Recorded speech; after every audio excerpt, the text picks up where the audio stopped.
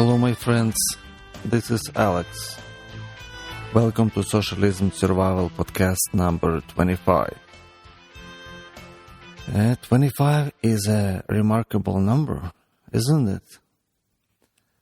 It's like celebrating silver wedding or simply a quarter of century living. In different words, another great milestone, and we are moving forward.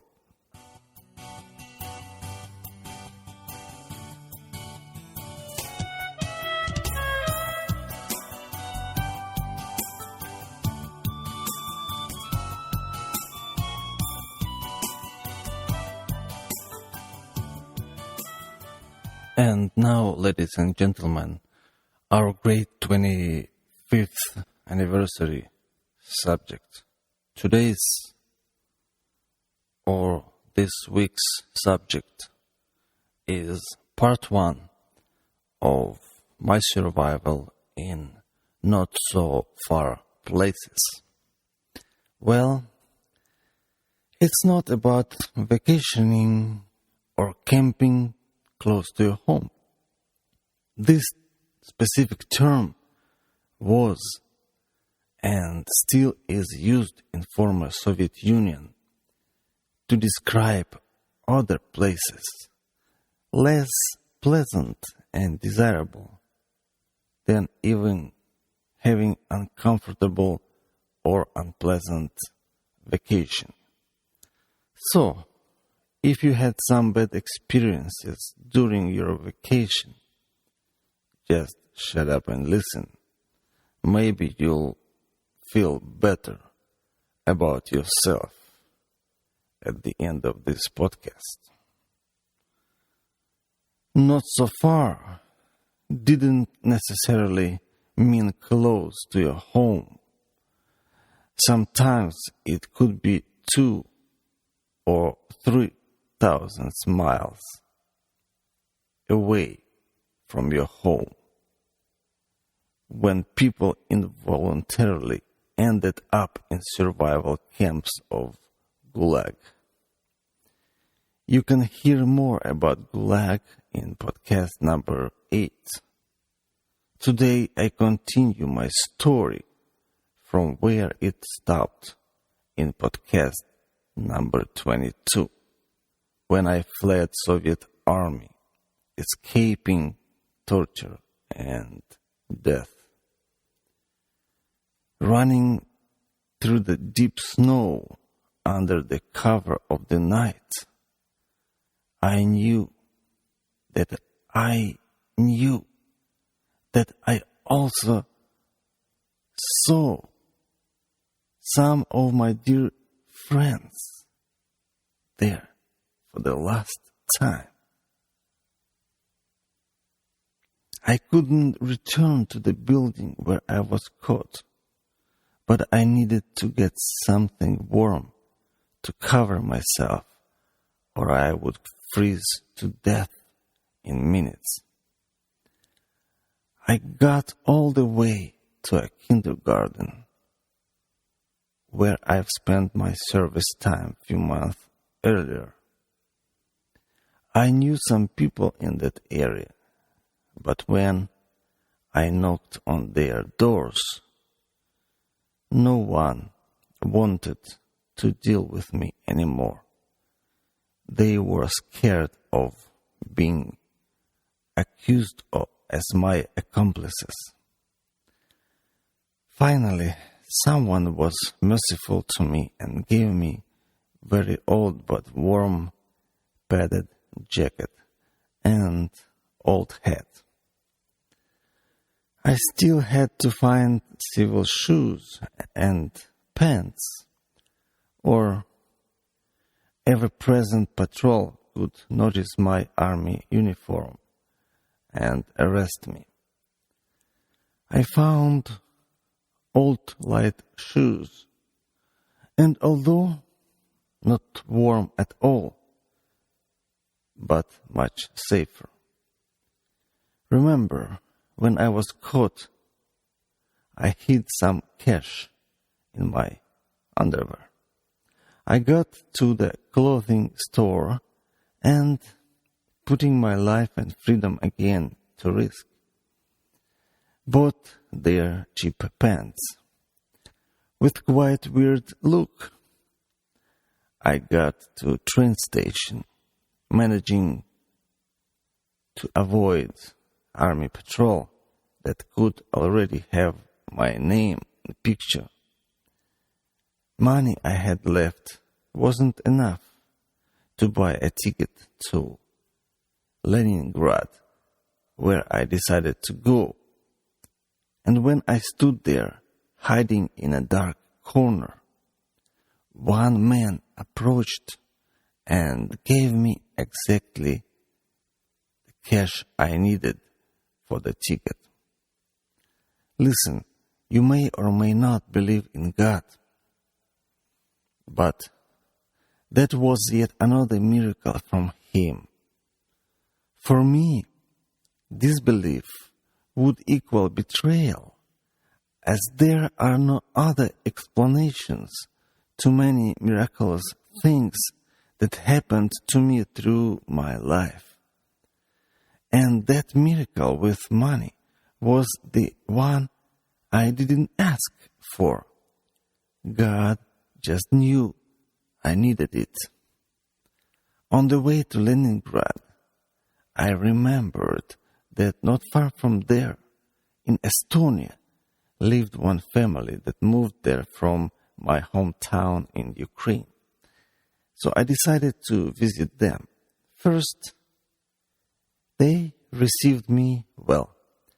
I had a couple days of rest. I ate delicious Ukrainian food. They gave me nice coat, hat, and warm shoes. But when they discovered my true story, they didn't want me to stay with them anymore. All nice stuff they gave me was taken back, and they offered me only two choices. First, they take me to police right away.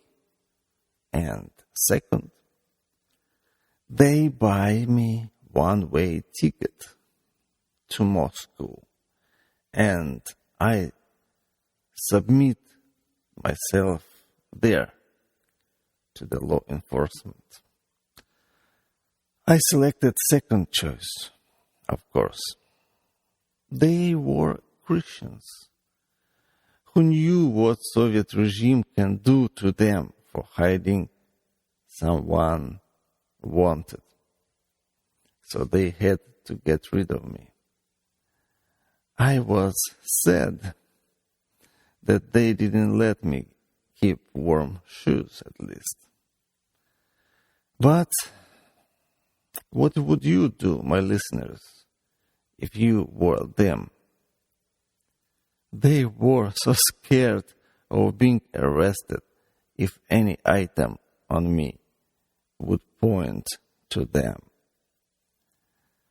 I didn't know anyone in Moscow who could help me. After arriving there, I didn't dare to go to police. Instead, I was wandering on the streets, searching for some food or some shelter.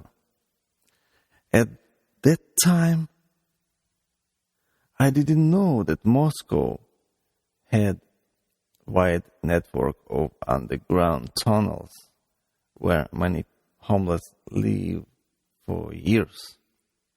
I would probably hide there. During that one day of freedom, while walking, I saw Russian Orthodox Church and went there to pray. No, I wasn't Orthodox Christian, but I believed that God is everywhere and He will hear me there too. I got there in the middle of the service. I told God I didn't know what to do, where to go. I just wanted him to take care. No matter where I will end up this or next day. After church service, it was already dark outside. Tired, I returned to Kursky train station, where I knew I could find some food leftovers. After I filled my stomach with something, my eyes were getting heavy, and I decided I'll just sit among other passengers waiting for their trains and will rest a little bit. I really didn't plan to sleep for long, maybe just a couple hours. When I opened my eyes, it was the morning, and police officer was standing right in front of me, asking to show my passport. Of course, I didn't have passport. Soldiers or regular service term didn't have passports. Only soldier ID. Actually, I managed to hide that ID with my money while running away, and later hid it in my shoe under insole. But I didn't hurry to show my ID to the officer. I just told him I don't have a passport with me. Well, he didn't let me go. Instead, he grabbed my hand and took me to police station. In Soviet Union, every big train station had its police station, often in the same building or very close to the station. I was locked there in a cell with few other arrested. Now I wanted to win a time. I knew if I told them who I really was, they would either immediately send me to adult jail or even to military jail. To avoid that, I pretended I was underage and gave to police assumed name. No doubt, I thought, they will find one day who am I. But at least there will be less pressure. Some time to think and maybe another opportunity to escape. Now you can guess why I like Over the Hedge and Chicken Run animated movies. First, all the events I'm talking here about happened behind the hedge, called Iron Curtain. Second, no matter how much Soviet socialistic machine wanted to process me like a chicken, I was always running or planning to run. It was too crowded at police station. After many hours of negotiations between Soviet bureaucracies, they found another place for me in a facility literally called Receiver for Underage. In English, for convenience, I will call it Underage Detention Center, or UDC. When police transported me to that place, they stopped on the way to pick up young undocumented prostitutes.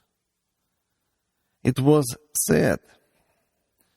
They came back too quickly as I was about to unlock the door and get out. It was on a crowded Moscow street, and I could easily mingle with the crowd. Too late. The girl they brought for taking the girls section of the same UDC was from Moldova. She told me that her passport and her money had been stolen, and she tried to make some cash to buy food and ticket to Moldova. Of course, in Soviet Union, to get official employment in any city, you had to have a valid passport with residence stamp of that city. Otherwise, you were treated as unwanted illegal. To my disappointment, that detention facility had too much security. It was almost like a jail, just better conditions, like better food, cleaner, no fleas, no bed bugs or lice. Boys and girls were held on different floors. Only place we met was dining hall, but communication was restricted under watchful eyes of educators. Every young detainee had an educator assigned to him or her. Educators had multiple roles. They were case workers, investigators, teachers, and activity organizers. During my time there, only a couple times we played outside. All other activities were inside the building. My educator was a nice man in his 40s. He had polite attitude and seemed like really wanted to help me. Well, not really me, but that teenage boy I pretended to be. I knew my teenage role soon will be over, and all I wanted was to be left alone. I enjoyed reading, so I asked comrade educator to bring me some classic books. He did that, satisfying his educator's role, and I had something more meaningful than playing cat and mouse with him. Soon, our meetings were more like intellectual discussions. I suppose he enjoyed it too, although sometimes he interrupted our discussion with loud outbursts like, "Tell me, who are you?" I calmly reminded him who I was, repeating my personal, fictional story. There was another part-time educator who hated me. He replaced all educators on weekends. He was big man in charge on Saturdays and Sundays, who claimed he knew who I was. He decided to be my nightmare because, in his opinion, I abused system by staying in wrong place, hiding my true identity. But that wasn't my choice to be there, I told him. If you don't want to see me, just open the gates and let me go. Well, the truth is that he was the part of abusive system which constantly abused and incarcerated free-thinking people like me. Many years earlier, I already told system that I don't like it. and I don't want to be a part of it. Few people behind the Iron Curtain knew that Soviet government signed international agreements that included freedom to leave your country and freedom to return.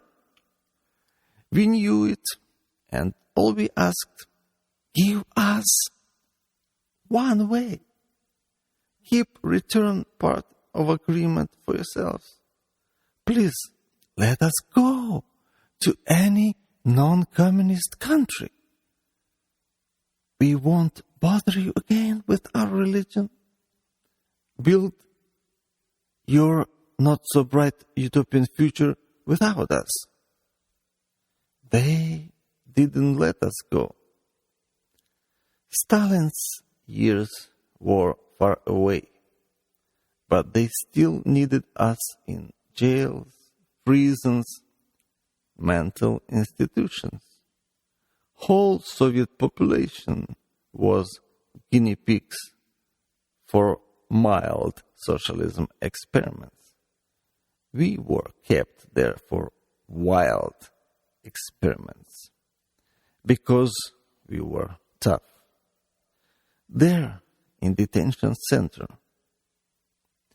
I could not imagine what kind of tests and trials were awaiting me.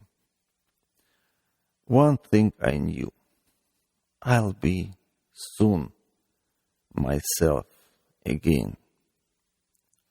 The time was coming to fight, not against flesh and blood, but against spiritual wickedness in high places. One day, while reading a book given by an educator, I was called to the office. All company was there, principal and both educators. My educator was sitting with sadness on his face. Evil one had his evil smile, while principal said, Alex, with accent on A and a long pause. You are leaving us. Get ready. In 5 minutes, I was at the door. They opened and my both hands were grabbed by military escort. You go with us, they said, dragging me to an unidentified military vehicle.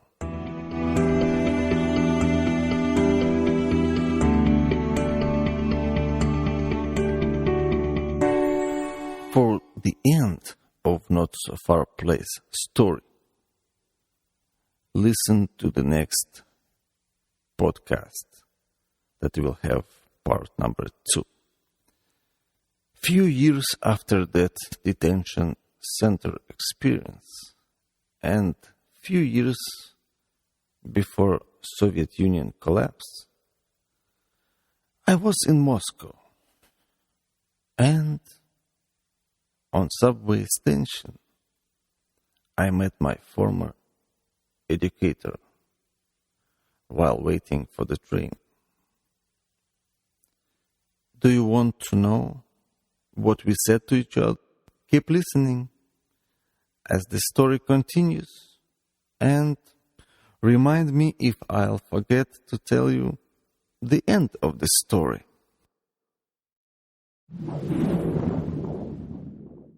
Thank you for listening to Socialism Survival Podcast. If you are new to this podcast, please go to iTunes or to socialismsurvival.com, where you'll find all podcasts. America, You need to know the truth that sets you free. You need to see true face of socialism and act swiftly before it's too late. Now is the time. God bless you, America.